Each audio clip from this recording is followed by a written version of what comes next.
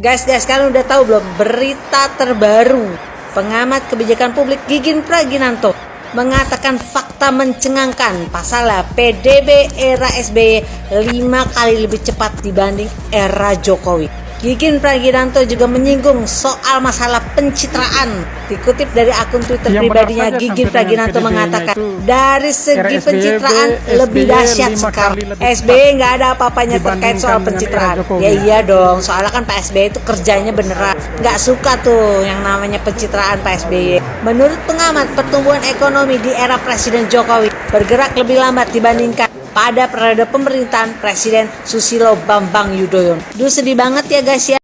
Wakil Ketua MPR RI yang juga anggota Majelis Tinggi Partai Demokrat Syarifudin Hasan mengatakan data BPS per September 2022 menyebut angka kemiskinan meningkat dibanding bulan Maret 2022. Target 0% kemiskinan sangat tidak masuk akal tercapai pada tahun depan. Tak ada tren penurunan kemiskinan akibat tak ada kebijakan yang pro rakyat dan langkah strategis pemerintah untuk mencapai. Dan angka kemiskinan malah naik sejak bulan Maret 2022. By the way guys, tahun 2022 ini Indonesia presidennya siapa ya? Kok bisa-bisanya gitu loh angka kemiskinannya bukannya turun malah naik? Kata pendukungnya Pak Jokowi hebat. Mana dong janjinya Pak Jokowi pada saat Pilpres kemarin yang katanya mau mensejahterakan rakyat? Buktinya sesuai data BPS per September 2022 kemarin, angka kemiskinan malah naik bukannya menurun. Padahal sih katanya udah kerja.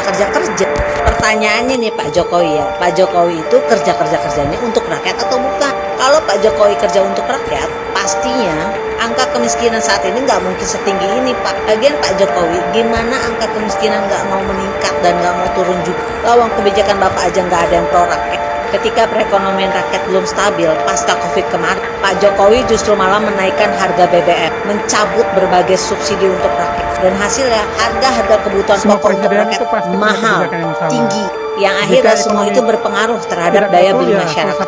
Perusahaan-perusahaan di Indonesia banyak yang tutup dan pada akhirnya PHK di mana-mana. Kalau sudah seperti itu, otomatis angka kemiskinan akan terus naik Pak Jokowi.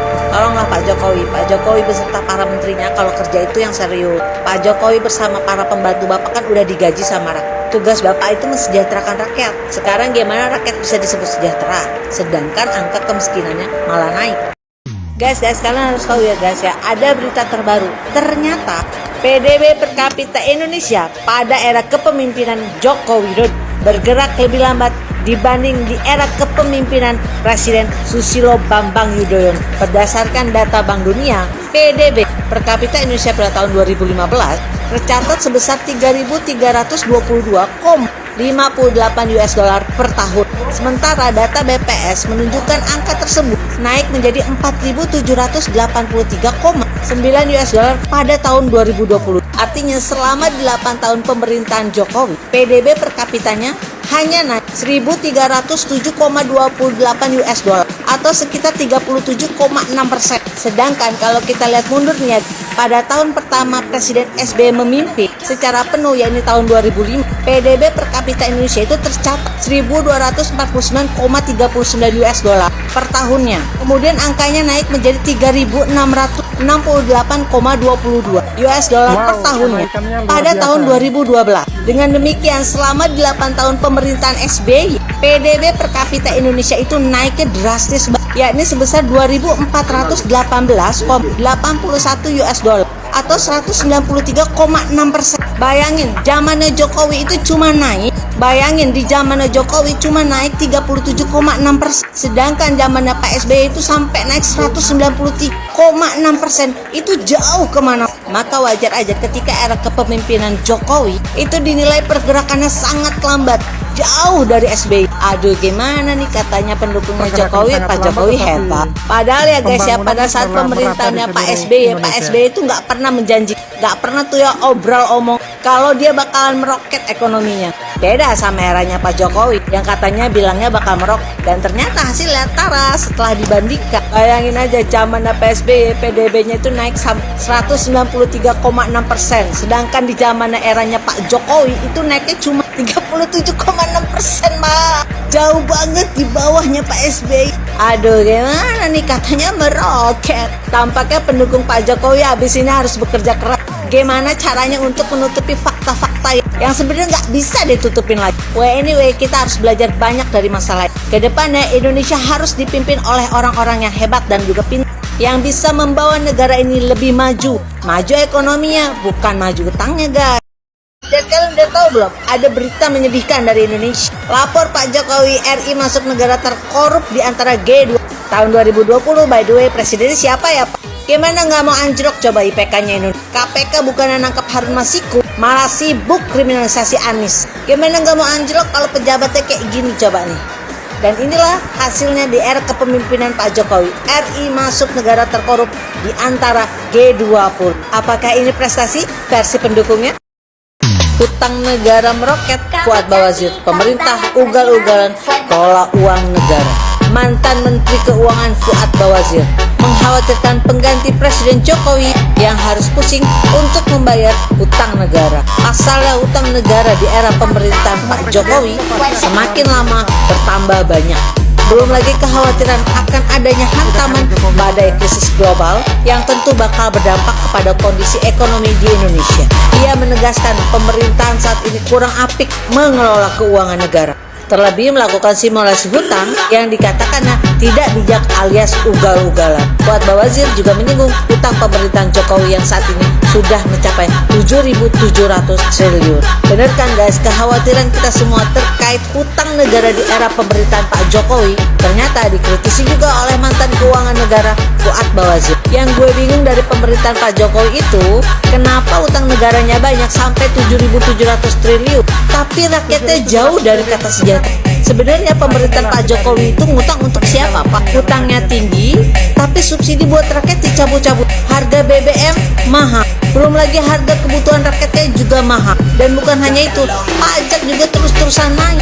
Bener nih kata Pak Fuad Bawazir, kasihan pemerintah selanjutnya pasti bakal pusing mikirin bagaimana caranya bayarin utang warisannya Pak Jokowi yang sampai 7.700 triliun itu. Semoga Pak Jokowi nggak nambah utang lagi ya, Pak. Cobalah Pak Jokowi di akhir-akhir pemerintahan Pak Jokowi, rakyat itu dikasih berita bagus. Siapa tahu Pak Jokowi bisa niru Pak SBY yang tahun 2006 kemarin bisa lunasi utang IMF. Pak Jokowi kan kata pendukungnya hebat, masa lunasi utang aja nggak bisa? Ya nggak usah lunasin deh, minimal nyicil aja deh Pak.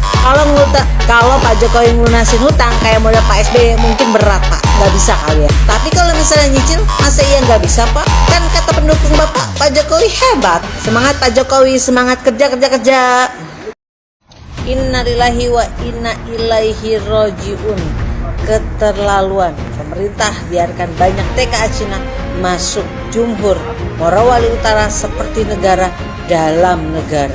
Kerusuhan yang dipicu bentrokan antara pekerja lokal dan TKA Cina di PT GNI Morowali Utara pada Sabtu malam 14 Januari 2023 jelas sangat memprihatinkan. Terlebih ada 3 pekerja yang tewas. Dalam insiden tersebut 2 diantaranya adalah pekerja Indonesia. Menurut Ketua Umum KSPSI Jumhur Hidayat, kejadian tersebut sudah dapat diduga sejak lama karena kebijakan pemerintah yang membiarkan banyak TKA Cina masuk ke Indonesia sudah sangat keterlaluan. Jumhur juga mengkritik melalui keterangannya bahwa kawasan industri yang terjadi di berbagai wilayah tanah air termasuk Morowali Utara sudah seperti negara di dalam negara. By the way guys, ngelihat kasus di Morowali Utara ini, gua kok jadi inget ya sama janji kampanyenya Pak Jokowi pada saat Pilpres waktu itu, di mana Pak Jokowi berjanji akan membuka jutaan lapangan pekerjaan. Namun yang terjadi saat ini, kenapa banyak TKA Cina yang masuk ke Indonesia? Padahal banyak sekali rakyat Indonesia yang masih menjadi penganggur dan juga belum mendapatkan pekerjaan seperti yang dijanjikan oleh Pak Jokowi. Pekerjaan tak kunjung tersedia, PHK di mana-mana. Dan dari kasus Morowali Utara ini, akhirnya kita tahu banyak TKA Cina yang masuk ke Indonesia. Lagi-lagi sebagai rakyat mau nagih nih Pak, mana janji Bapak pada saat kampanye? Innalillahi wa inna ilaihi rojiun. Penduduk SBY lebih baik, Rocky Gerung. Istilah kapal karam lebih tepat kepada Jokowi. Pengamat politik Rocky Gerung membandingkan kinerja antara pemerintahan Presiden ke-6 Republik Indonesia Susilo Bambang Yudhoyono atau yang disebut dengan SBY dengan pemerintahan Presiden ke-7 Joko Widodo. Ia menilai jika pemerintahan Jokowi lebih buruk ketimbang pemerintahan SBY. Rocky Gerung bahkan belak-belakan menyebut kapal yang dinahkodai oleh Jokowi telah karam.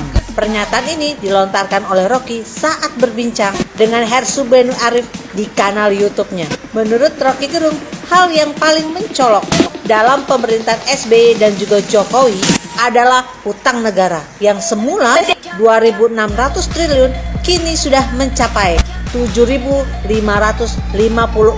triliun. Wow, banyak banget Pak Jokowi utang negaranya. Bahkan kemungkinan akan bertambah lagi sampai masa jabatan Jokowi berakhir di 2024. Waduh, kalau utang negara banyak kayak gini, bayarnya gimana? Kasihan dong rakyat.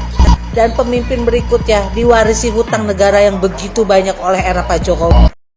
Innalillahi wa inna ilaihi rojiun. Ada berita terbaru yang kayaknya kok lama-lama kebijakannya nyusahin dulu. Pasal warga beli gas LPG 3 kilo harus pakai KTP dan tidak dijual lagi di warung kecil. Pembelian gas LPG 3 kilo mulai 2023 akan berubah dari sebelumnya.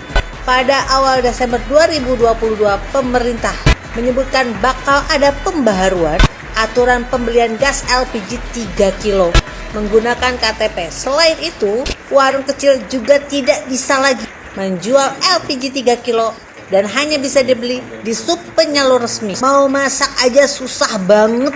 Ini sih namanya definisi kalau bisa menyulitkan masyarakat, kenapa harus mempermudah? Gimana tuh kalau misalnya malam-malam lagi masak tahu-taunya gasnya habis dan itu si penyalur resminya udah tutup warungnya, terus nggak jadi makan gitu. Nah lapar aja dulu gitu ya sampai tuh ya penyalur resminya buka lagi. Ini pemerintahan Pak Jokowi bikin kebijakan apa lagi sih Pak? Kok ya mumet banget aturannya buat rakyat. Kenapa sih ya beda banget gitu loh sama zamannya Pak SBY. Zamannya Pak SBY itu ngasih kompor gas gratis, ngasih tabung gas 3 kg. Lah ini mau beli aja susah banget, harus pakai KTP. Udah nggak dijual lagi di warung-warung kecil. Gas sekalian aja bikin aturan kalau beli gas itu pakai BPKB, pakai STNK, pakai KK sekalian, pakai ijazah sekalian. Ribet banget.